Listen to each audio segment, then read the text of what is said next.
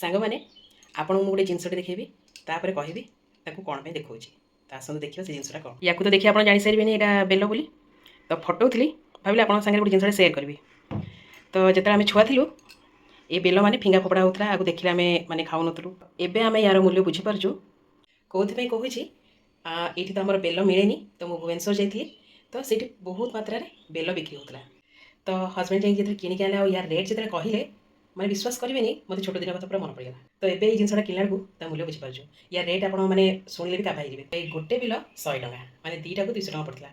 ତ ମାନେ ଆପଣମାନେ ବୁଝିପାରୁଥିବେ ମୁଁ କ'ଣ କହୁଛି। ତ ଆମେ ତ ବେଲ ଏବେ କିଣିକି ଖାଉଛୁ। ତ ଆପଣମାନେ ସେପଟେ କିଣିକି ଖାଉଛନ୍ତି କି ଆପଣମାନଙ୍କ ଗଛରେ ହେଉଛି, ନିଶ୍ଚୟ କମେଣ୍ଟରେ କହିବେ। ଯେତେବେଳେ ଆମ ପାଖରେ ଜିନିଷ ଥାଏ ନା, ସେତେବେଳେ ଆମେ ତା ମୂଲ୍ୟ ବୁଝିପାରିନଥାଉ। କିନ୍ତୁ ଯେତେବେଳେ ଆମ ପାଖରେ ସେ ଜିନିଷଟା ନଥାଏ, ତା ମୂଲ୍ୟ ଏତେ ହେଇଯାଏ ଆମେ ତାକୁ ଚାହିଁଲେ ବି କିଣିପାରୁନା। ସତ କହିଲେ ସାଙ୍ଗମାନେ। ତ ସାମାନ୍ୟ ବେଲଟା ଏବେ କେତେ ରେଟ୍ ଆପଣ ଜାଣିପାରୁଥିବେ।